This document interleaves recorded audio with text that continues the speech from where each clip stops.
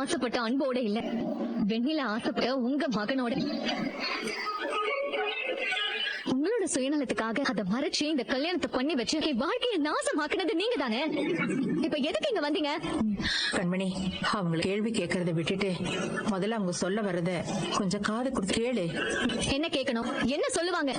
எல்லாம் உன் நல்லதுக்காக தானே வாய் கூசாம சொல்லுவாங்க. ஏன்னா இவங்க சொல்லுங்க.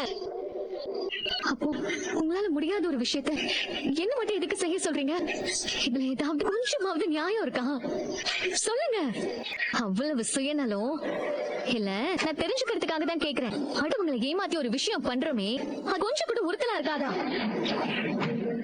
ஏழைங்கன்னா உங்களுக்கு அவ்வளவு இலக்காரமா? எங்களுக்கெல்லாம் சுயமரியாதை இருக்கவே கூடாதா? கண்மணி, சத்தியமா நான் அப்படி எதுவுமே யோசிக்கல கண்மணி. சத்தியங்கிற வார்த்தையை கலங்கப்படுத்தாதீங்க. நீங்க யோசிச்சதெல்லாம் உங்க மகனோட நல்லது பத்தி மட்டும்தான். என்ன பத்தி யாருமே யோசிக்கலையே.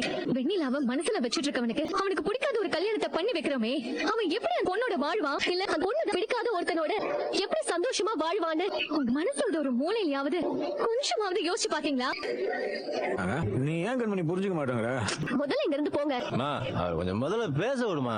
பாதிலே நிப்பாட்டு. அப்படி ஆம்பளைங்க மனசு உங்களுக்கு புரியாதா? என்ன மாதிரி பொண்ணு? யாரா நீ? இதுக்கு உனக்கும் என்னடா சம்பந்தம்? கண்மணி, என் கண்ணு முன்னாடியே என் ஃப்ரெண்ட்ஸ் நீ